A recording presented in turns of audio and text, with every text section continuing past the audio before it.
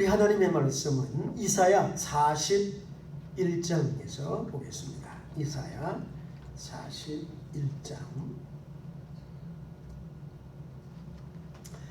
이사야 41장 10절에서 13절까지만 제가 읽어드리겠습니다. 이사야 41장 10절에서 13절입니다.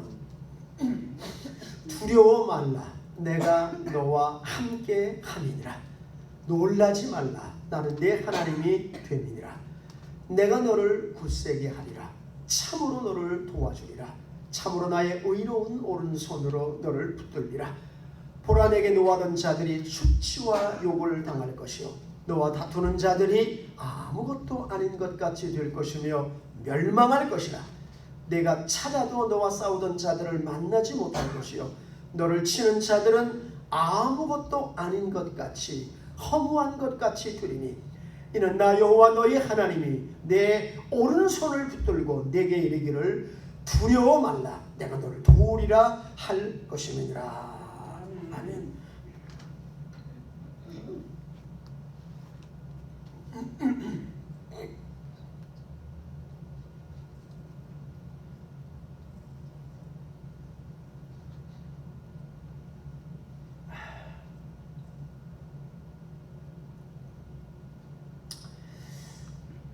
지난 1년 동안 1년이 넘죠. 거의 1년 반이 다 돼가는데 이 코로나라는 이 전염병이 전 세계에 퍼져서 모든 사람들이 1년 이상을 극한 두려움과 공포에 사로잡혀서 살아왔습니다.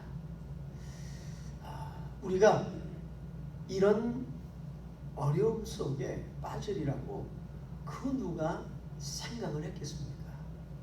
처음에는 아무것도 아닌 것 같이 여겨졌던 이 전염병이 우리에게서 모든 자유를 앗아갔습니다. 특별히 교회가 입은 타격은 이루 말할 수 없을 정도입니다. 아직까지도 교회 예배를 모여서 드리지 못하는 교회가 달라스에는 많이 있어요. 왜? 두려움 때문에. 이 전염병에 걸릴까봐 사람들이 두려워서 나오지 못하고 있어요. 우리 교회도 아직 그렇지 않습니까? 아직도 1년 반 가까이 되는데도 이 두려움에 사로잡혀가지고 나와서 예배를 드리지 못하는 사람들이 있지 않습니까? 우리는 이 중국 우한이라고 하는 도시에서 이 전염병이 발발했을 때에 미국에 사는 모든 사람들은 저 머나먼 중국 땅에 뭐 전염병이 시작이 됐나 보다. 강 건너 불보기식으로 우리는 안전할 거라고 아무 일 없을 거라고 그렇게 생각을 했었습니다. 그런데 구정이라고 하는 그 명절을 계기로 해가지고 그 중국 우한에서 전염병에 걸린 이 코로나 전염병에 걸린 수십만의 사람들이 수백만, 500만이 전 중국으로 흩어졌을 뿐만이 아니라 전 세계적으로 흩어지면서 미국에도 무려 40만 명의 중국인이 그때 들어왔습니다. 그때 그 중국인들을 입국을 금지시켰어야 되는데 그때만 해도 미국에서는 그것을 아무것도 아닌 것처럼 아주 우습게 여겼어요. 그렇지만 그 코로나에 걸린 중국인들이 대거 유럽으로 몰려가고 미국으로 몰려오고 또 한국으로 몰려가고 전 세계에 퍼지는 것으로 인해 가지고 이 코로나 전염병은 전 세계에서 수백만 명의 사람들을 죽음으로 몰아갔습니다. 수천만 명의 1억 명 이상의 감염이 되어졌고 수천만 명의 사람들이 죽었어요.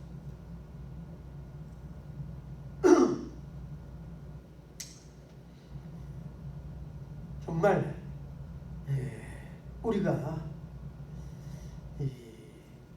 우리 가까운 곳에 있는 사람들이 감염이 되어지고 죽어져가는 그러한 모습을 보면서 아마 모두가 두려움에 극한 그런 공포에 휩싸여서 거의 1년 반을 우리가 보내왔는데요. 지금도 미국에서는 수천 명이 감염이 되고 있습니다. 아직까지. 그리고 평균 하루에 700명이 죽어가고 있어요. 아직까지. 많이 지금 감소됐다고 생각하는데도 하루에 700여 명 이상씩 이 코로나 전염병이 사람들을 죽이고 있습니다. 백신이 발견됐지만 우리는 또 어떤 생각을 합니까? 이 백신의 부작용, 이런 부작용, 저런 부작용, 그것으로 인해서 우리가 또 이 백신을 맞지 못하고 있는 사람들도 너무 많아요. 거부하고 있는 사람들도 많고. 근데 지금은 이제 사실 이 60% 정도의 사람들이 백신을 맞으면 집단 면역이라 그래가지고 그것이 생기면 바이러스가 머지않아 끝난다고 합니다. 왜냐하면 이 바이러스라고 하는 것은 이 사람에게서 저 사람으로 옮겨가야 돼요. 그래야지 이게 계속해서 살아남습니다. 바이러스의 평균 수명이 약 2주예요. 2주면 그냥 자동적으로 죽어요. 바이러스는. 근데 이게 안 죽기 위해서는 이 사람에게 퍼져가야 돼요. 다른 사람에게 퍼지면 거기서 또 2주간은 또 사는 거예요.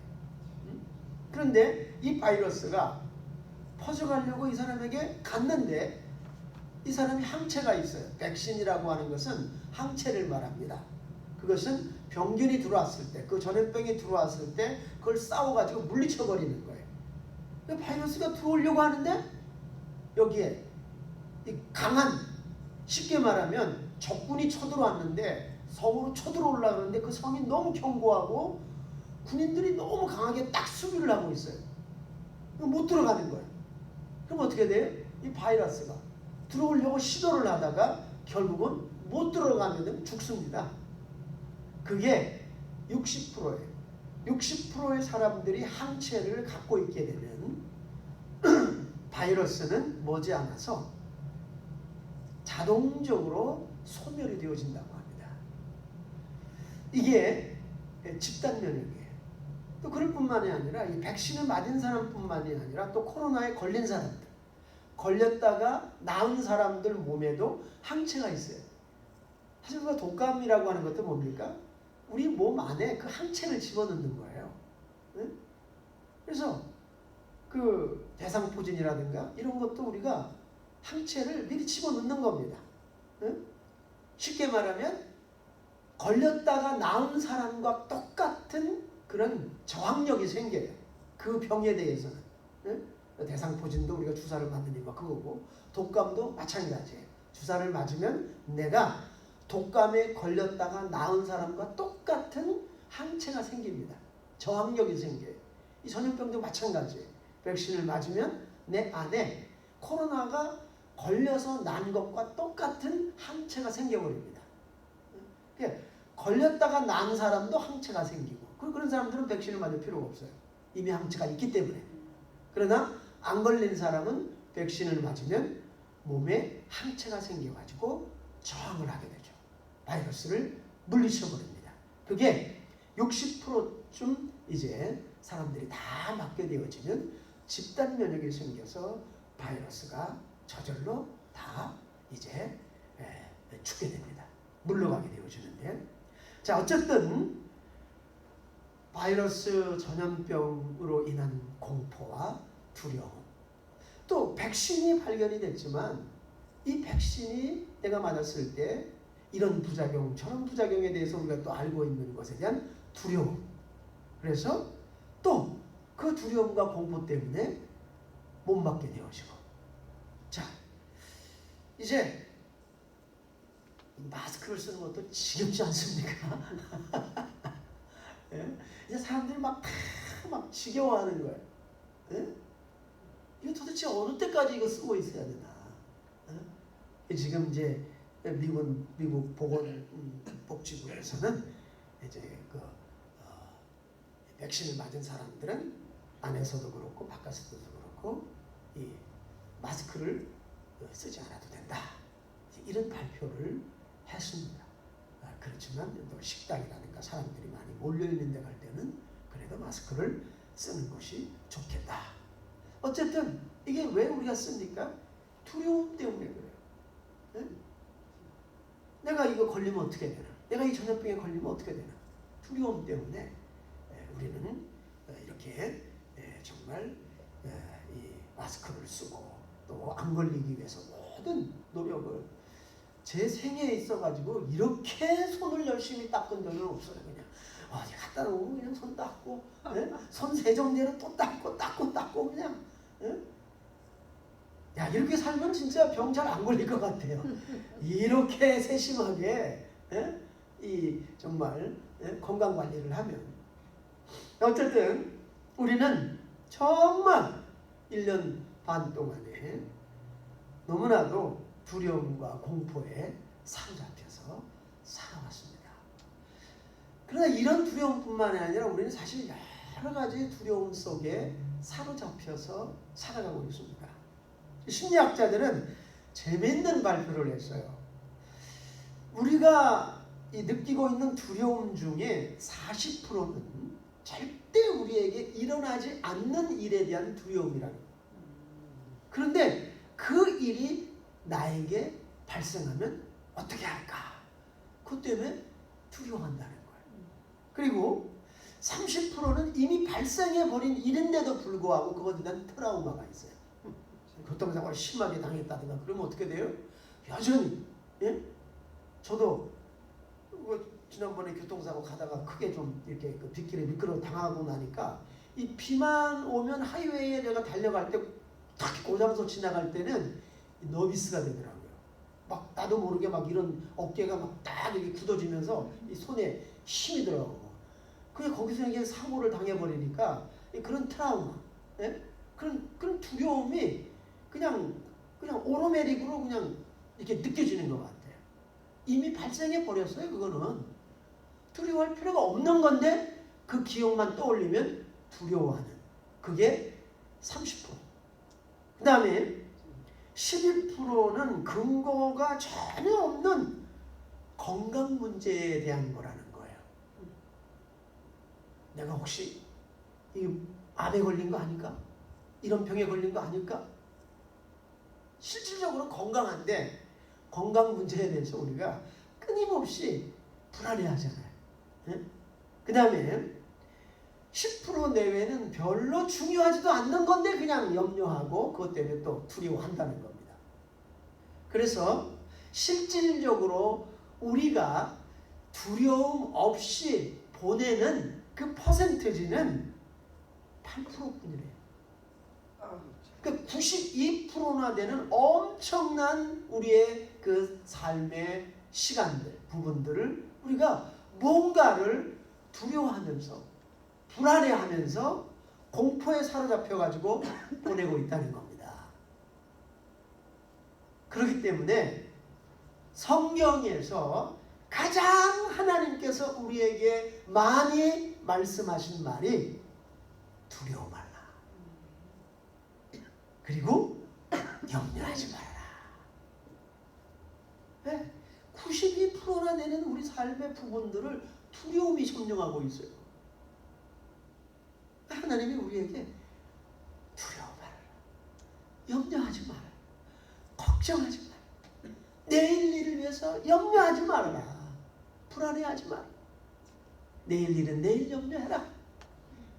오늘 말씀에서도 하나님은 그의 택한 백성들 우리에게 두려워 말라.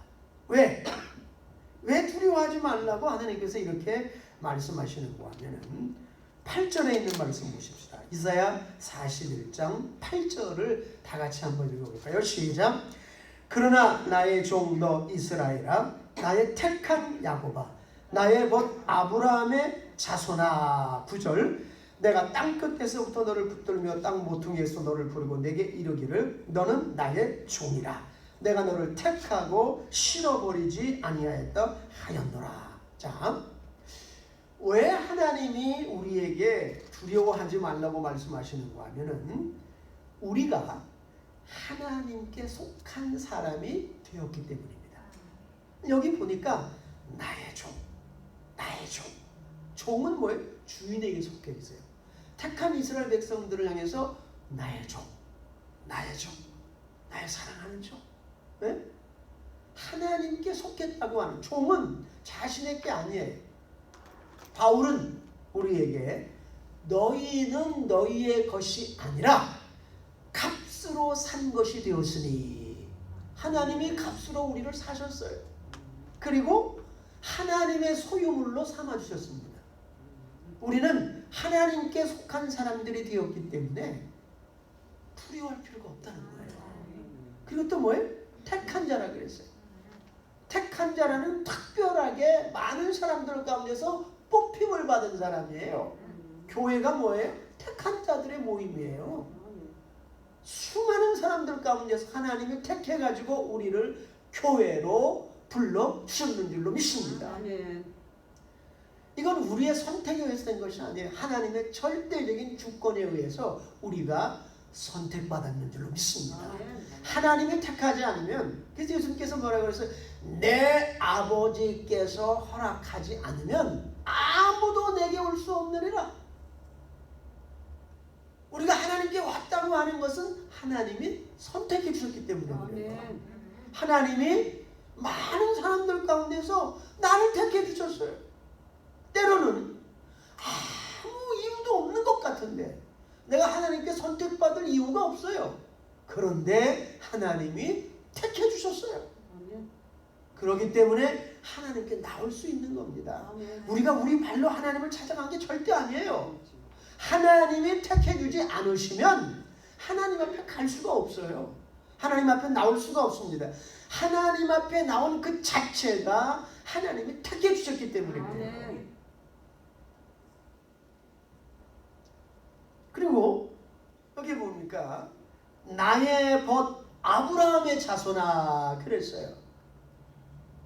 하나님이 아브라함을 나의 프렌드, 나의 친구, 네?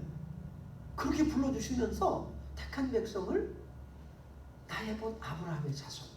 그러니까 하나님이 우리를 불러주실 때 사랑하는 자식의 그러한 그 자식을 바라본 부모의 심정으로 우리를 보신다는 거예요. 여러분, 우리가 우리 자식들을 바라볼 때, 우리 손자 손녀들을 바라볼 때 느낌이 어떻습니까? 얼마나 사랑스러워. 네? 그리고 100% 부모가 책임지지 않습니까? 자식들은 네? 어릴 때 자녀들 보세요. 100% 부모가 책임을 져요. 하나님이 우리를 책임지신다는 거예요. 왜? 우리가 하나님의 자녀이기 때문에. 택함 받은 하나님의 자녀이기 때문에. 여러분, 무엇이 여러분을 두렵게 합니까? 건강입니까? 아니면 물질인가요? 어떤 문제인가요?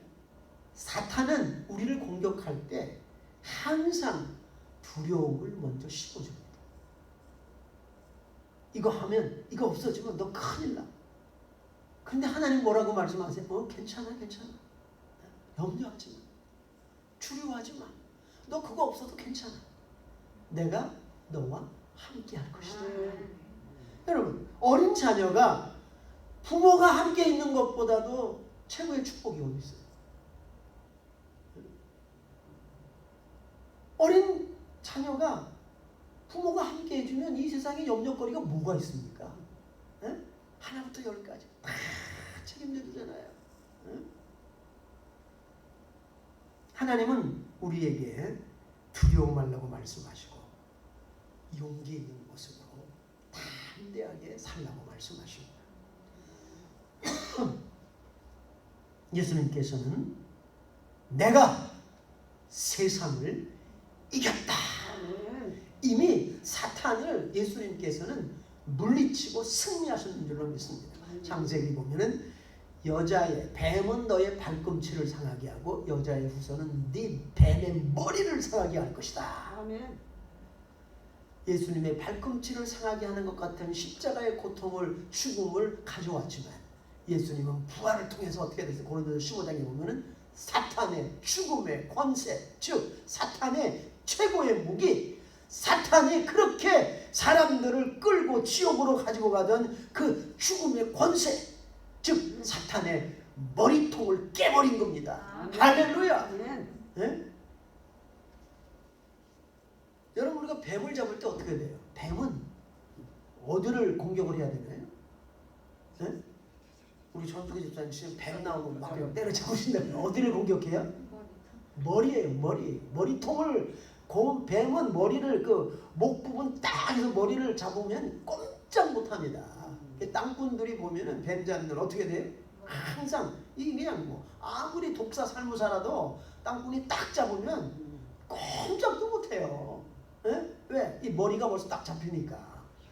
에? 꼬리는 자르면 뱀은 안 죽잖아요. 그러나 머리를 상하게 하면 끝나는 겁니다. 이미 예수님이 부활을 통해서 사탄의 머리를 깨버렸어요. 그 사탄의 최고의 무기였던 죽음의 권세가 깨져버렸습니다.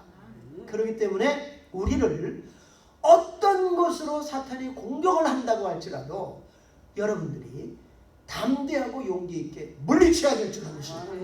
주 예수의 이름으로 명령한다. 이 문제야, 이 질병아, 이 악한 영들아, 내게서 떠나가라. 아멘. 이렇게 여러분들이 쫓아내버려야 돼요. 마귀는 대적하라 그랬어요. 마귀를 대적하라. 그리하면 너희를 피하리라. 유혹은 피해야 되지만 마귀는 싸우라 그랬어요. 물러나지 말라 그랬습니다. 골리앗 같이 막 이렇게 막 대적하려 막 닥쳐도 너는 칼과 단창으로 나오지만 나는 네가 멸시하는 만군의 여호와 이름으로 간다.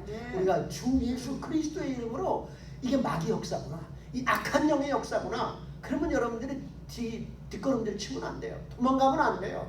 그냥 싸워야 됩니다. 앞으로 나가야 돼요. 예수의 이름으로 앞으로 나갈 때 이 골리앗 같은 사탄의 역사가 우리의 삶에서 무너지게 될 줄로 믿습니다. 우리가 승리하게 될 줄로 믿습니다. 우리는 하나님께 속한 사람이기 때문에 사탄이 우리를 건드릴 수가 없어요. 무너뜨릴 수가 없습니다. 그렇기 때문에 주님은 우리에게 두려워하지 말고 담대하고 용기 있게 앞으로 나가라고 말씀하십니다. 그 다음에 우리가 또 왜 두려워하지 말아야 됩니까? 10절 봅시다. 정말 우리에게 중요하고 용기가 되는 말씀이죠. 41장 10절을 다 같이 읽어보겠습니다. 시작. 두려워 말라. 내가 너와 함께 함이니라. 놀라지 말라. 나는 내 하나님이 됨이니라. 내가 너를 굳세게 하리라. 참으로 너를 도와주리라. 참으로 나의 의로운 오른손으로 너를 붙들리라. 자,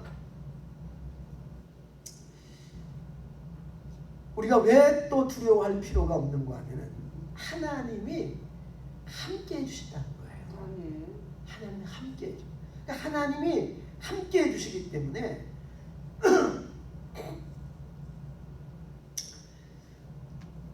두려워할 필요가 없는데, 사실 이스라엘 백성은 너무나도 보잘것없는 존재예요. 14절 한번 같이 또 읽어봅시다. 14절 41장 14절 시작. 지렁이 같은 너 야곱아, 너희 이스라엘 사람들아 두려워 말라. 나 여호와가 말하노니 내가 너를 도울 것이라. 내 구속자는 이스라엘의 거룩한 창이라. 여기 야곱을 뭐라고 불렀어요? 지렁이 같은 야곱아. 이 지렁이가 무슨 힘이 있어요? 아무 힘도 없어요. 지렁이는. 네? 이스라엘은 하나님이 없으면 지렁이 같은 존재. 아무 힘이 없어요. 우리도 마찬가지예요. 하나님이 없는 우리의 삶은 지렁이같이 약하고 부족하고 보잘것없는 모습이에요. 응? 그런데 하나님이 함께 해주셔서 먼저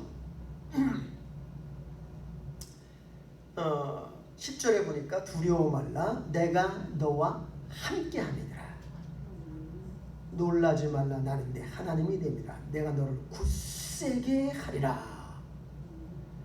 하나님이 우리를 굳세게 한다 그랬어요. 굳세다고 하는 것은 강하게 해준다 그랬어요. 지렁이가 자체적으로 강하면 얼마나 강해가 있어요. 그러나 하나님이 함께 해주시면 지렁이같이 보잘것없고 연약한 존재도 강한 존재가 되어지는데, 어떤 정도로 강해지느냐? 15절 보세요. 41장 15절 같이 읽어봅시다. 시작. 보라, 내가 너로 이가 날카로운 새 타작기계를 삼으리니 내가 산들을 쳐서 부스러기를 만들 것이며 작은 산들로 겨 같게 할 것이라. 16절은 내가 그들을 까부른즉 바람이 그것을 날리겠고 회리바람이 그것을 흩어버릴 것이로되 너는 여호와로 인하여 즐거워하겠고 이스라엘의 거룩한 자로 인하여 자랑하리라. 할렐루야. 응? 하나님이 함께 이루시니까 이 지렁이같이 연약한 이스라엘이 뭐가 됐어요? 날카로운 새 타작기계. 네? 이 도시에 살고 그런 사람들은 모르지만 아마 여기 우리 권사님네가 우리 또 전주산 다 알고 계실 겁니다. 응? 시골에서 곡식을 타작할 때 타작기계에다가 막 집어넣지 않습니까? 저도 이 부모님이 예전에 그 농사를 지었기 때문에 추수를 하고 나서 이 들판에다가 타작기를 갖다가 이렇게 크게 이렇게 세워가지고 벼들을 갖다 갖고 와서 거기다가 막 이렇게 집어넣으면 어떻게 돼요? 다다다다다다닥 하면서 그게 그냥 그 즉석에서 막 타작이 되어져가지고 막 나오잖아요. 그냥 예? 곡식이 그냥 그 날카로운 타작기로 그냥 막 곡식 그 나라를 갖다가 다 잘라내가지고 나다리 밑으로 내려올 수 있도록. 예? 근데 여기 보니까 아주 날카로운 새 타작기, 고물이 되어서 덜렁덜렁 덜컹덜컹 이게 아니라 아주 새로운 타작기, 아주 강한 힘을 갖고 있는. 예? 그래서 그냥 겨들을 다 그냥 날려버리고 악한 자들을 그냥 바람에 회리바람에 날아가는 거 다 날려버릴 것이다. 할렐루야. 우리 하나님이 함께 해주셔서 강하게 되어지면 우리를 괴롭히던 원수들은 이와 같이 되어져 버린다. 아무것도 아닌 자가 내가 찾아도 그도 만나지 못할 것이다. 우리가 에스더서를 보세요. 예? 이스라엘과 모르드게 죽이려고 하는 그 하만이라고 하는 자가 에스더가 죽으면 죽으리라 왕 앞에 나가서 강청할 때 하나님이 역사하시니까 날카로운 새 타작기가 되어져가지고 어떻게 됐어요? 그 하만이 모르드게를 달려고 높이 그 뭐 전봇대 높이만한 그 장대를 만들어가지고 거기다 매달아 죽이려고 했는데 하만이 매달려 죽지 않습니까? 그리고 이스라엘을 죽이려고 공모하고 계획했던 수만 명의 하만의 쫄개들이 다 죽어버렸어요. 이스라엘 사람들 손에 의해서.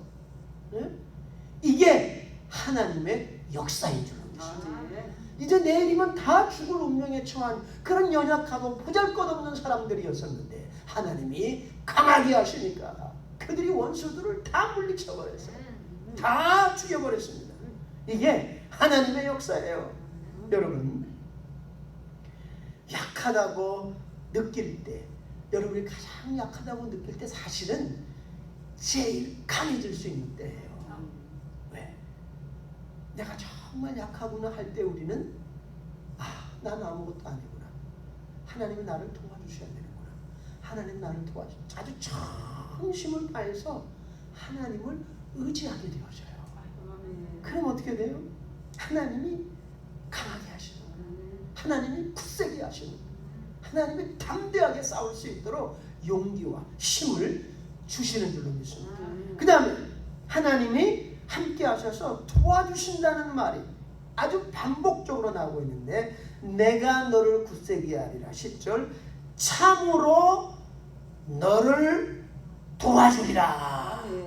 너를 도와주리라. 13절에도 보세요. 이는 나 여호와 너희 하나님이 내 오른손을 붙들고 내리기를 두려워 말라. 내가 너를 어떻게 한다고요? 도울 것이라. 내가 너를 도울 것이라. 14절에도 보면 지렁이 같은 너 야곱아 너희 이스라엘 사람들아 두려워 말라. 나 여호와가 말하노니 내가 너를 도울 것이라. 여러분, 성경에서 어떤 사실을 두 번 반복해서 말할 때에는 그것이 굉장히 중요하다는 뜻이에요. 그런데 두 번이 아니라 세 번이나 반복해서 하나님이 뭐라고 말씀하시는가 하면 내가 너를 도울 것이다. 우리는 간혹 힘들고 어려운 문제를 만날 때 아무도 나를 도울 수가 없어.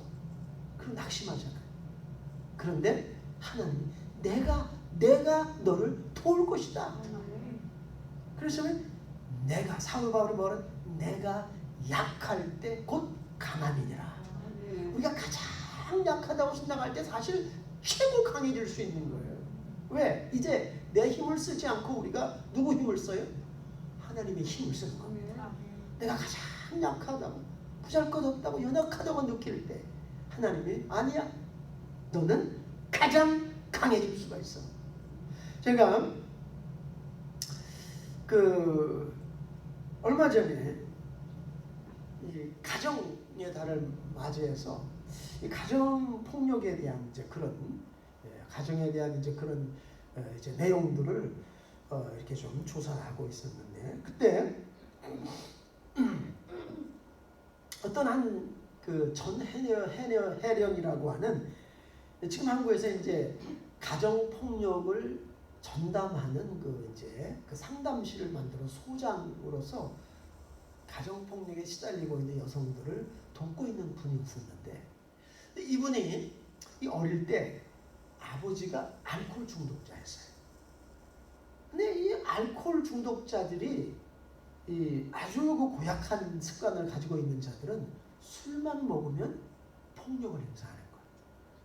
그러니까 어린 딸이 볼 때 아버지가 술만 먹고 들어오면 엄마를 때리는 거야. 네? 엄마가 막 얻어맞으면서 막 비명을 지르고 도망다니고, 자기들은 자기하고 언니하고 막 무서워가지고 숨어 있다가 결국은 밖으로 도망쳐 나가가지고 이 아버지의 폭력이 끝나고 이제 잠들 때까지 기다렸다가 컴컴한 밤에 그냥 도망쳐 있다가 다시 이렇게 들어오고, 너무 그 기억이 끔찍한 거예요. 그 폭력이 그냥 계속돼.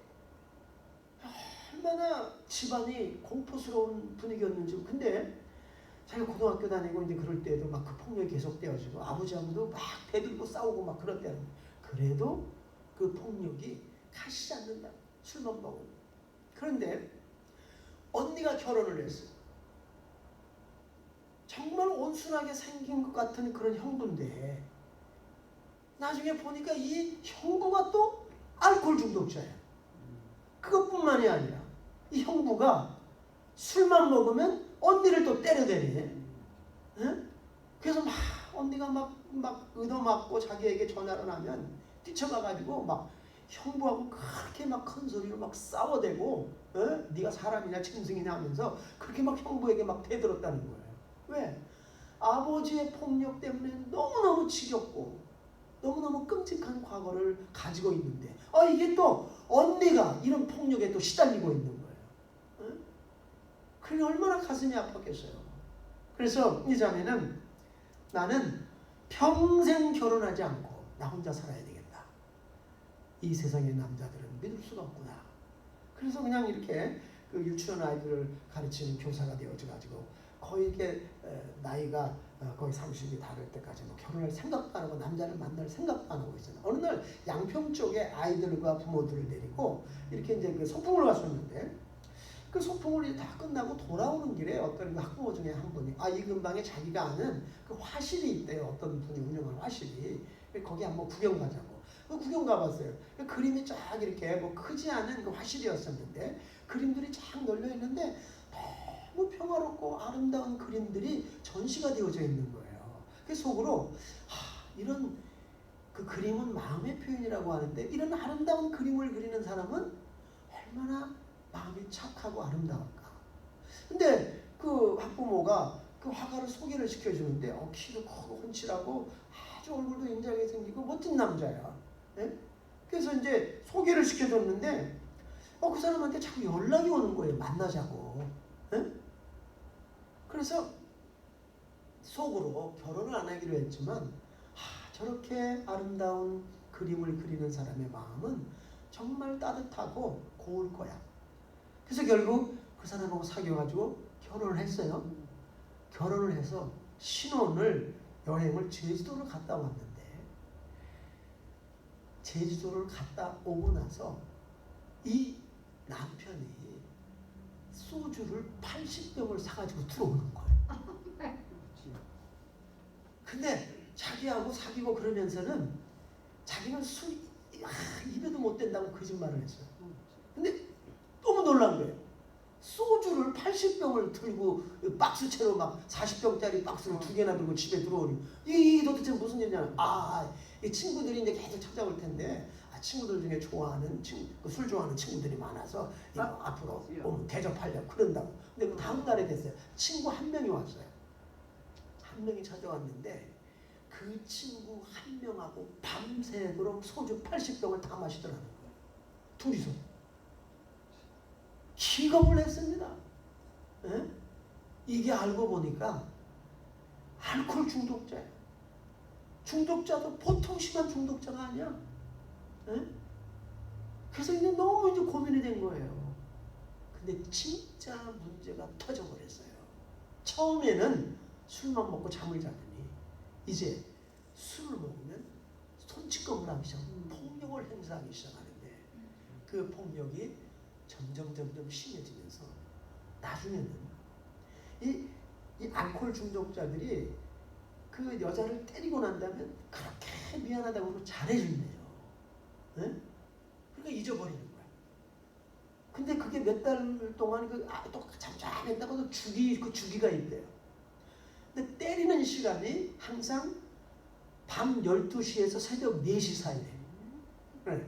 그 아파트니까 안에서 때리면 막 소리 나고 그러니까 한 대 줘박아 놓고 머리채를 끌고 밖으로 끌고 나간다는 거예요. 그 아무도 없는 그 주차장이나 아니면 공원 쪽으로 입을 틀어막고 끌고 가가지고요. 그냥 막 이유도 없어요. 그냥 이유도 없어. 에? 그냥 막 좁혔는데 그냥 막 마구 패는 거야. 그냥 막 얼굴이고 몸이고 발로 그냥 마구 때려가지고 거의 그러니까 뭐 비명을 지를 수도 없대요. 왜? 그냥 막 이런 데를 때려서 숨도 못 쉬는데 무슨 비명을 지르? 예? 그리고 막 정신없이 개처럼 그냥 끌려다니다가 얻어맞고 나면 또 다시 그냥 막 질질질 끌고 집으로 돌아와가지고 예? 그냥 차버린대요. 예? 근데 그 다음날에 술을 깨면은 기억이 없다 그러면서 미안하다 그러고 진짜 또 한 몇 달 동안 잘해준대요. 예? 그 또 장독으로 또 잊어버리고. 근데 이 자매가 엄마가 아버지에게 두들겨 맞았죠. 언니가 형부에게 그렇게 두들겨 맞았죠. 그래서 자기는 절대 결혼도 안 하고, 응? 결혼한다 해도 그런 인간들하고 결혼 안 하겠다 그랬는데 자기가 결혼한 사람이 그런 사람이야. 응? 그러니 언니한테도 말 못하고 엄마한테도 말 못하고 그리고 몇 년을 지난 거예요. 근데 이 자매가 결정적으로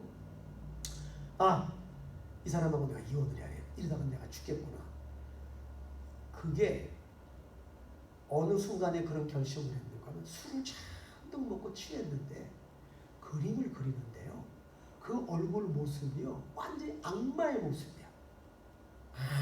아주 얼굴이 흉측하고 그냥 막 이빨을 드러내면서 웃고 그러는데 너무너무 무섭고 끔찍한 모습이에요.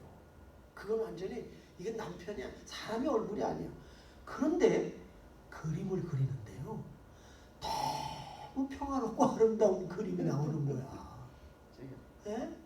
알고 봤더니 이 남편은 그린 그림들이 거의 다 그렇게 술 먹고 그린 그림이에요. 근데 그렇게 멋있고 아름답고 평화로운 그림이 그려지는 거야. 그래서 이 자매가 저거는 악마의 역사구나. 악마가 저 사람 안에 들어가가지고 저렇게 막 그냥 아주 그 얼굴 모습은 완전히 다 악마 같은 모습인데 어떻게 그런 그림이 나와요? 그림 나올 수가 없는 거예요. 그래서 지금 악마가 역사를 해가지고 저런 조작을 부리는구나. 응? 저렇게 흉측하고 끔찍하고 무서운 폭력을 행사하면 무서운 그림이 나와야 되는데 너무너무 평화롭고 멋있는 그림이 나오는 거예요. 이 사람은 진짜 악령에 꽉 잡힌 사람이구나. 근데 그러고 나서 이제 기회를 보고 있었는데 또 술 먹고 엄청나게 두들겨 맞았어요. 근데 엄마가 하도 꿈자리가 뒤숭숭하고 자기 딸이 막 도와달라고 하는 소리를 막 외치는 그런 꿈을 꿨어요. 그래서 엄마가 이상하다 그러고 찾아왔어, 딸네 집을. 그런데 사위가 딱 나오더니 집사람은 친구들하고 어디 놀러 갔어요. 며칠 후에 온다 그랬으니까 저도 지금 출근해야 되니까 장모님 죄송합니다. 집사람 오면은 연락해 드리겠다고 돌아가시라고. 택시 타고 돌아가시라고. 그러면서 택시비까지 뭐 돈만 원 이렇게 주면서 택시까지 잡아주는 거예요. 그래서 엄마가 다시 집으로 돌아가는 길 중간에 너무너무 이상한 거야. 마음이. 그래서 다시 돌아왔어요. 집으로 그 사위는 이제 출근했죠. 그래서 막 초인종을 눌렀어요. 아무 소리도 없어요. 갔나? 놀러 갔나? 진짜인가? 근데 계속 눌렀어요. 한 10여 분 동안 그냥 끊임없이 계속 초인종을 눌렀는데 그때 이 자매는 얻어맞고 침실에 누워서 뻗어 있었어요. 그런데 계속 초인종 소리가 나니까 몸을 질질 끌고 가가지고 보니까 엄마가 와 있는 거야. 그래서 문을 열어주니까 엄마가 깜짝 놀란 거예요. 얼굴이 다 멍들어 있죠. 온 몸이 다 멍투성이죠. 얻어맞아가지고. 에? 그래서 엄마가 너 언제부터 이렇게 됐니? 언제부터 널 이렇게 때렸느냐? 벌써 몇 년이 됐는데. 바보 같은 자야. 빨리 말을 해야지. 에? 그래서 그 딸을 당장 집으로 데려왔어요. 그러니까 저녁에 이제 그 사위를 그 아버지가 불렀어요. 아버지가 그 폭력을 행사하는 사위에게 무슨 말을 해주겠어요? 여보게, 이서방 때리지 말게. 이렇게 타이르는 게 전부야. 그리고 데리고 와서 때리지 말고 잘 살게. 이렇게 말해주는 거야. 화도 안 내고. 그러니까 이 아버지가 자기도 맨날 때리잖아요. 그러니까 뭐 사위에게 뭐 말해줄 말이 없는 거예요. 근데 엄마는 막 결사반대하면서 내 딸을 저런 폭력적인 인간에게 보낼 수 없다. 안 보냈어요.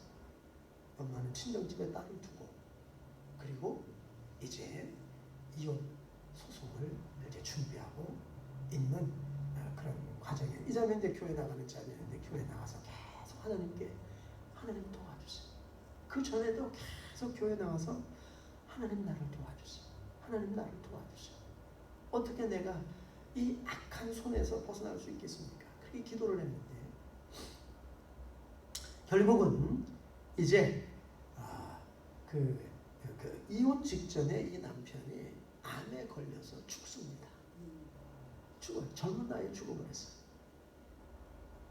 그래서 이 자매는 딸 하나 있는 딸을 데리고 교회에서 그 상담소를 이제 차려줘가지고 자기같이 폭력에 시달리고 있는 그런 사람들을 자기가 몇 년 동안 폭력을 당해왔고 아버지, 형부 정말 대대로 이 폭력을 당해왔기 때문에 그 폭력이 어떻다고 하는 것을 누구보다 잘 알고 있고 그래서 그 폭력을 당하는 사람들이 와서 쉴 수 있는 공간 그런 걸 마련해가지고 자기가 집안에서 막 남편에 두들겨 맞고 있을 때 막 후사일생으로 도망쳐 나와서 밖에 나오면 갈 데가 없더라는 거예요. 어디 갈 데가. 새벽 12시 밤 1시에 어디로 가요?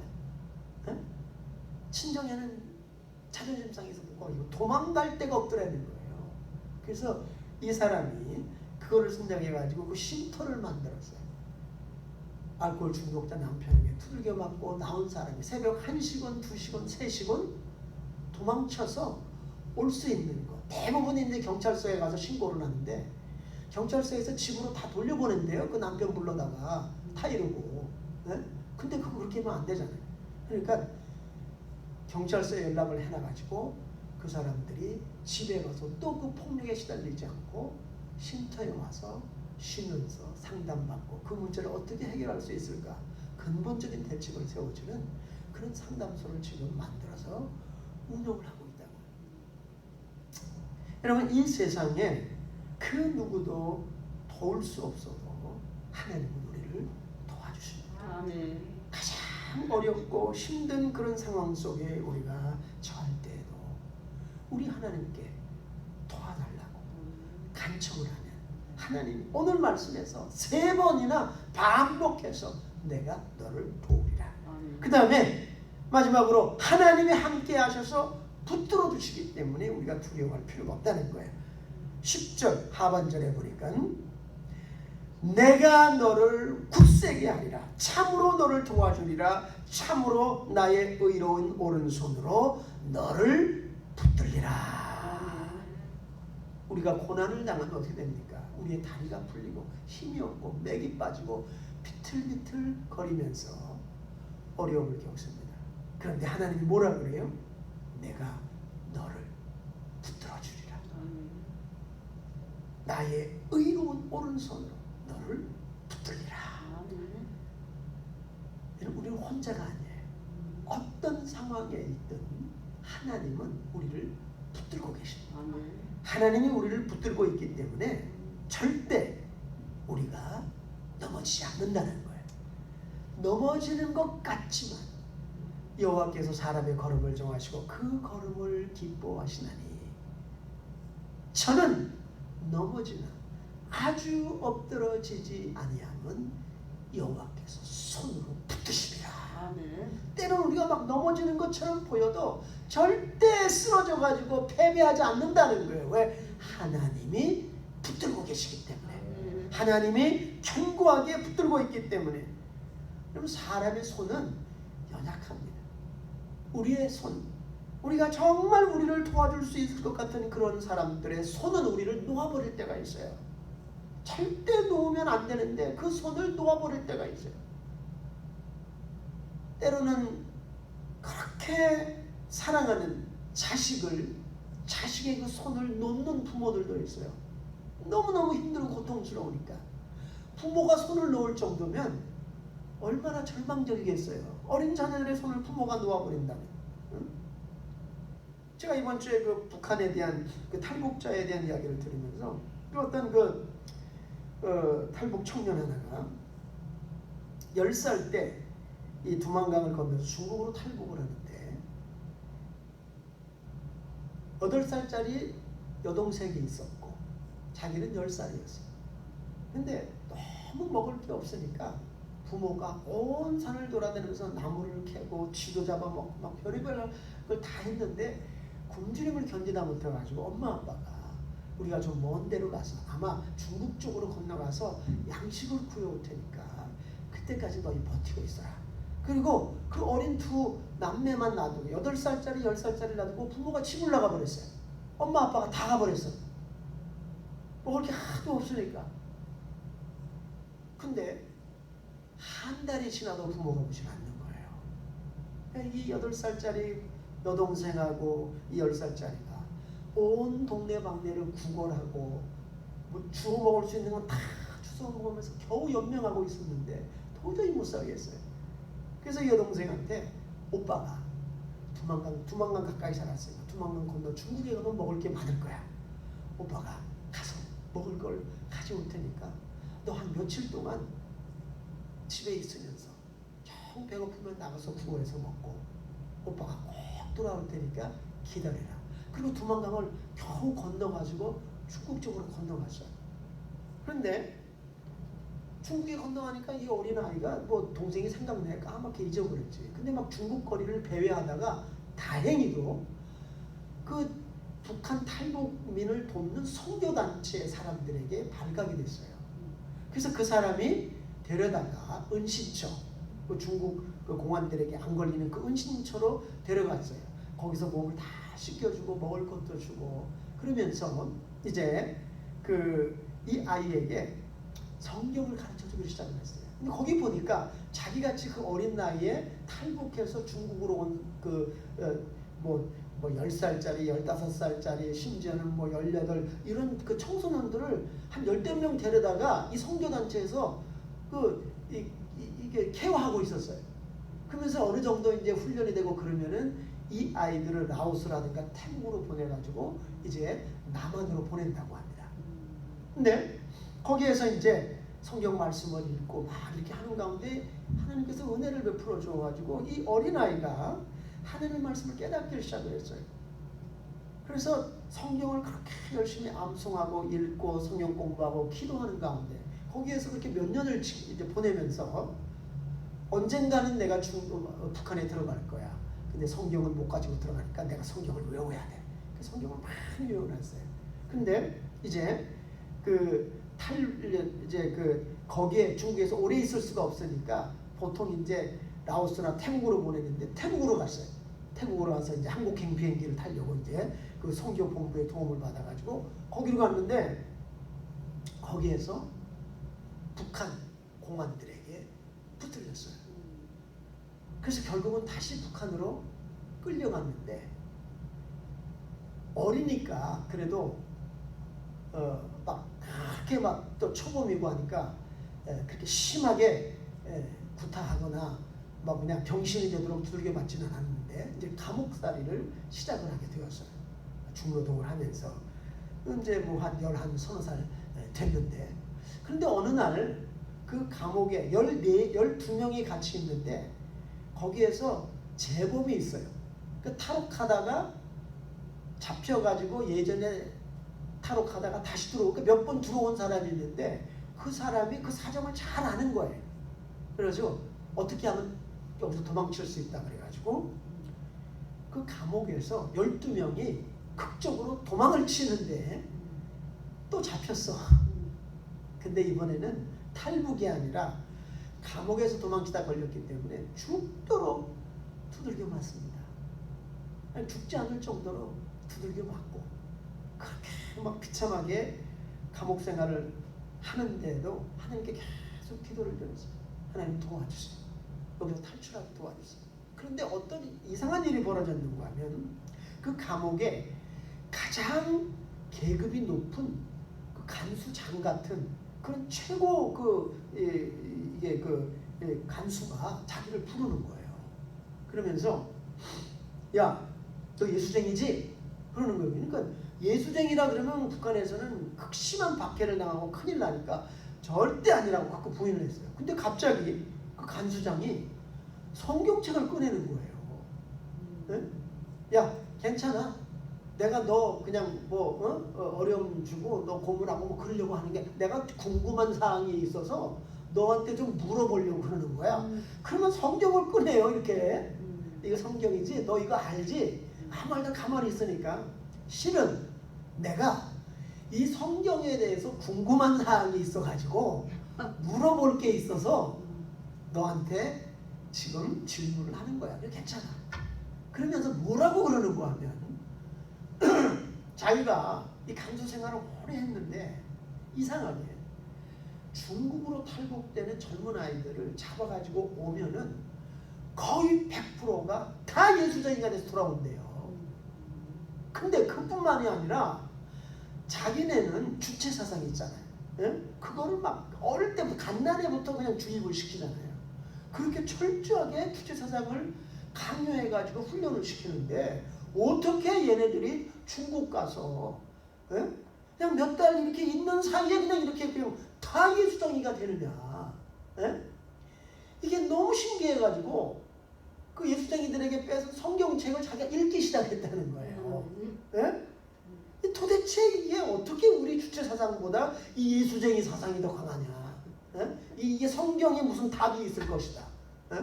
그래서 그거를 우리 주체사상을 더 강화하는 데 써야 되겠다. 그래서 이 사람이 성경을 읽기 시작을 한 거예요. 그런데 성경을 읽다가 자기가 모르는 게 너무 많더라는 거예요. 그리고 가장 자기가 이해를 못하는 게 그렇게 중국에서 붙들려온 그 젊은 애들, 예수쟁이가 돼서 돌아온 젊은 애들을 때리고 고문하고 그래도 얘네들이 너무 얼굴이 기쁜 표정이고 심지어는 어떤 아이들은 거의 그냥 막 죽을 정도로 그냥 막 죽여버릴 정도로 그렇게 고문을 하고 때려대는데도 이들이 한결같이 예수를 부인하지 않는데요. 예수를 부인하지 않는다는 거야. 응? 그래서 그렇게 두들겨 맞고 그렇게 고문당해도 나 예수 믿겠다 그런대요. 그러니까 나중에는 이 간수장이 막 소름이 돋더라는 거예요. 도대체 뭐를 얘네들을 세뇌를 시키길래 이렇게 애들이 무서운 아이로 변해가지고 돌아오는가? 예? 그걸 질문하는데 도대체 왜 그러냐? 예? 그리고 성경에 보니까 뭐 삼위일체, 뭐 예수가 있고 또 아버지 하나님이 있고 그걸 알겠는데 성령은 도대체 뭐냐? 성령은 그렇게 묻더라는 거예요. 예? 그래서 근데 이 아이의 이름이 김주찬이었었는데 자기도 정말 그 감옥에서 탈옥하다가 붙잡혀가지고 그렇게 자기가 짓밟히고 각구멍으로 맞고 그냥 막 군홧발에 밝히고 온 몸이 피투성이가 돼서 맞는데도 불구하고 자기의 입에서 자기도 모르게 기도가 나오더라는 거예요. 하느님, 나를 때리는 이 사람들이 구원받게 해주세요. 예수님 믿게 해주세요. 그래서 근데 너무너무 신기하게도요. 그렇게 자기가 두들겨 맞고 막 죽을 정도로 그렇게 폭력을 당하는데도 불구하고 그게 무섭지가 않다는 거예요. 그러면서 자기도 모르게 기도가 나요. 불쌍히 여기는 기도. 하나님, 이 사람들이 몰라서 그러니까 이 사람들을 구원해 주세요. 이 사람들이 복음을 전하는 사람들이 되어주게 도와주세요. 이 사람들을 구원해 주세요. 계속 자기를 때리는 군인들을 향해서 그 간수들을 향해서 자기가 그렇게 간절히 기도를 드리고 있다는 거예요. 하나님 나 살려주세요. 나 못 견디겠어. 나 이런 기도가 아니라 그래서 여러분 사도행전에 보면 스데반이 막 돌에 맞아 죽으면서 어떤 기도를 드립니까? 하나님이여 저들을 불쌍히 여겨주십시오. 저들이 하는 일을 알지 못해서 그렇습니다. 용서해 주세요. 자기가 그런 기도를 드리고 있다는 거예요. 그래서 이 간수장이 묻는 거예요. 도대체 무슨 이유 때문에 그러냐?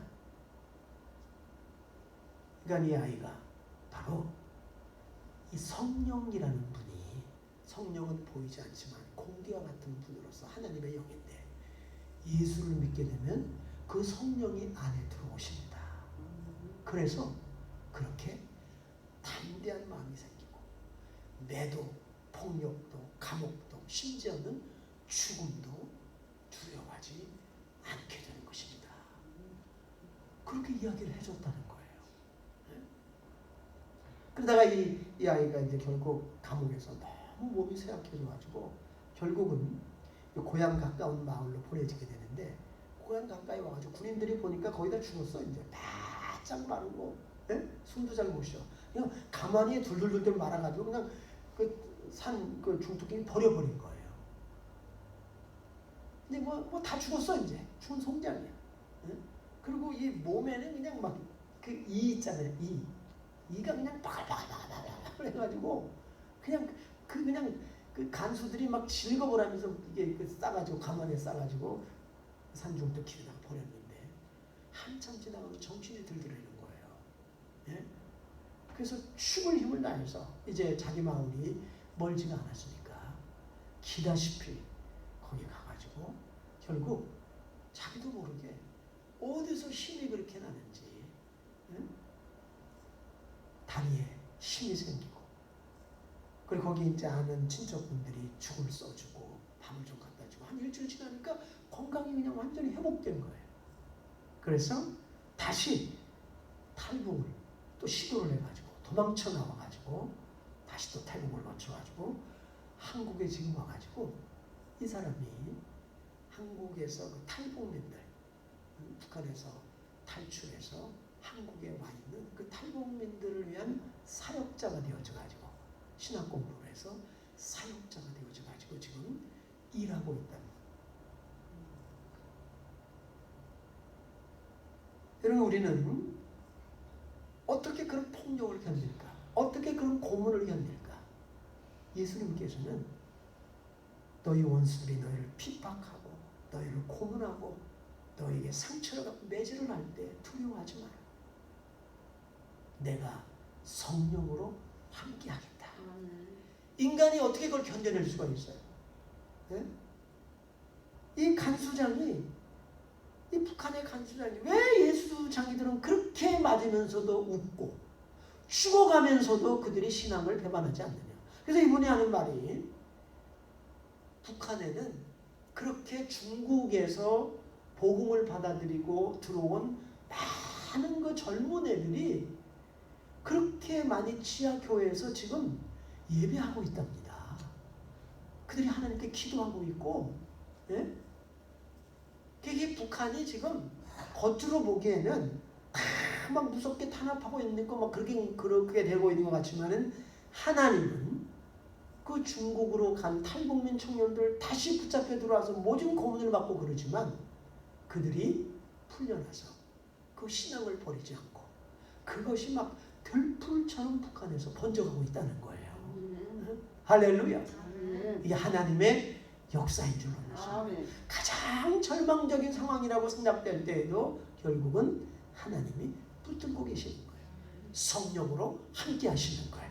이 하나님은 우리의 현실, 지금의 현실에서도 우리가 정말 힘들고 가장 어렵고 절망적이라고 해도 성령으로 우리가 함께 하시는 줄로 믿습니다. 하나님의 약속 가운데 최고의 약속이 바로 내가 너와 함께 할 것이다. 놀라지 말라. 내가 불 가운데로 지나, 내가 물 가운데로 지나, 내가 너와 함께 할 것이다. 두려워하지 말아라. 기도하겠습니다.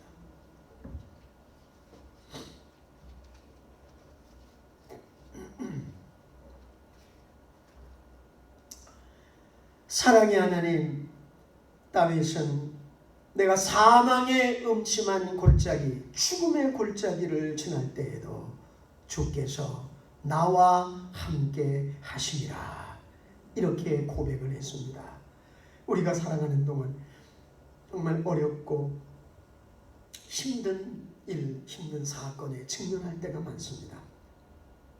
더군다나 정말 1년 반이라고 하는 긴 세월 동안에 우리가 이 팬데믹, 이 정말 코로나 전염병으로 인해서 공포와 염려와 두려움 속에 쌓여 살아왔습니다. 아버지 하나님, 우리가 이제 이 무서운 전염병으로부터 온전히 자유롭게 되어지게 도와주시고, 가장 우리에게 은혜가 되고 축복이 되는 것은 어떤 상황에서라도 하나님이 우리와 함께 하시는 줄로 믿습니다. 우리는 약하지만, 우리는 부족하지만, 우리는 연약하지만 하나님의 영인 성령께서는 저희 안에서 저희를 강하게 하시는 줄로 믿습니다. 이 세상도 악한 원수마귀도 우리를 넘어뜨릴 수 없습니다. 우리가 흔들리는 것 같고 넘어지는 것 같고 실패하는 것 같지만 반드시 승리하게 될 줄로 믿습니다. 하나님이 우리와 함께 하시고 하나님의 의로운 오른손으로 우리를 붙들어 주시기에 우리는 반드시 승리할 줄로 믿습니다. 우리 성도님들 어디에 있든지 용기 있는 모습으로, 강한 모습으로 담대하게 세상을 이기고 악한 영과 싸워서 승리할 수 있도록 축복하여 주시옵소서. 이제는 우리 주님 예수 그리스도의 은혜와 우리 하나님 아버지의 크신 사랑과 성령님의 감동 감화하심이 두려움과 공포와 염려가 충만한 이 세상에서 하나님을 의지해서 용기 있고 담대한 승리자로 살기 원하여 모르시고 기도하는 모든 성도님들 가정 위에, 자녀들 위에 이제부터 영원까지 함께 하시기를 간절히 축원하옵나이다. 아멘.